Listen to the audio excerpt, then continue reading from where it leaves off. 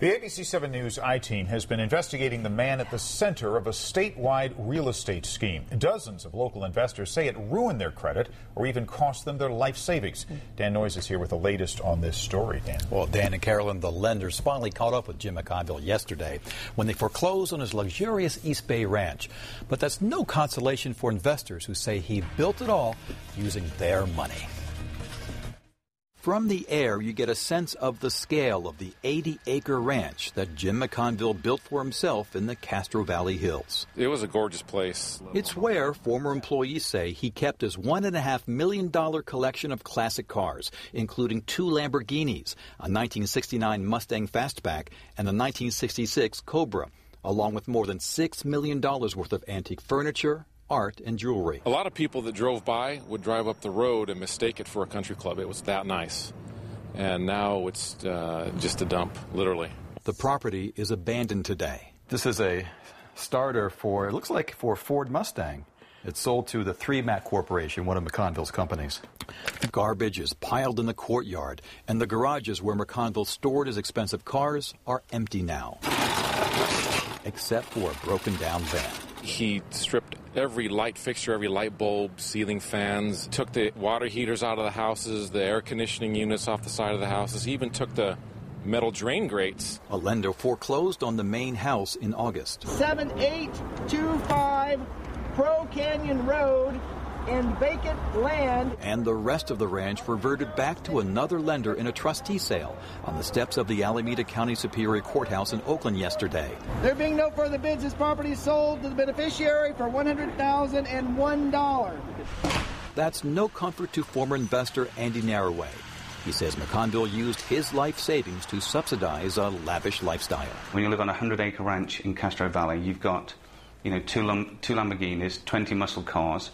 You've got personal assets and art collection and furniture and valuables worth $6.2 million according to court documents. Then where's that money coming from? It's coming from people like me and other investors. Narroway is suing over 5 loans he says he made to McConville between 2003 and 2005, totaling nearly $1.9 million.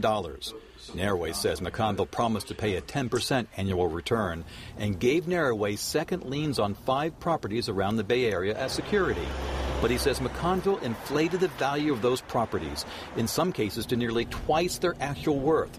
So when McConville stopped making payments and the banks were closed, Narroway's investment got wiped out. Sometimes it's overwhelming. I mean, my world has been turned upside down from 8 months ago.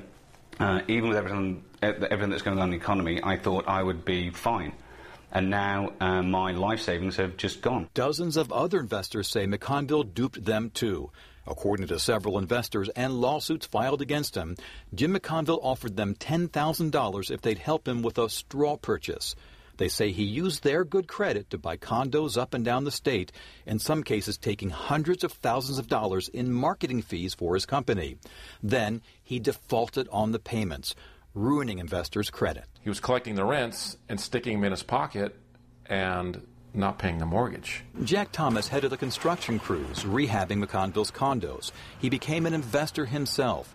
McConville used his name and good credit to purchase 11 properties worth more than $10 million. All of them now in foreclosure. I get phone calls. I get at least 15 phone calls a day from banks. We caught up with Jim McConville last month at Small Claims Court in Fremont, where Thomas was suing one of McConville's companies for $7,500 in unpaid wages. What do you say to someone like Andy Narroway, who lost his life savings? Could you please stop pushing me? McConville refused to answer our questions. Where are all the cars? Jim, where are the 20 cars? Lamborghinis, Cobras, the rest? He shoved our camera, hurried down the stairs, out to the street. Are you going to talk at any point, Jim? And into a waiting car, which sped away.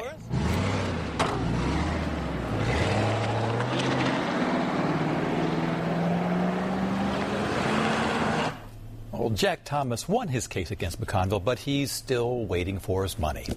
The FBI is investigating, and a former investor tells us the agents are trying to find out what McConville has done with his fortune, the money, and all those cars. And if you'd like to see a list of McConville's cars, I've posted some court documents in this case in a new I-Team blog at abc7news.com. You can also email us there or call 1-888-40-I-TEAM. Wow. All right. Thanks, Dan. Sure.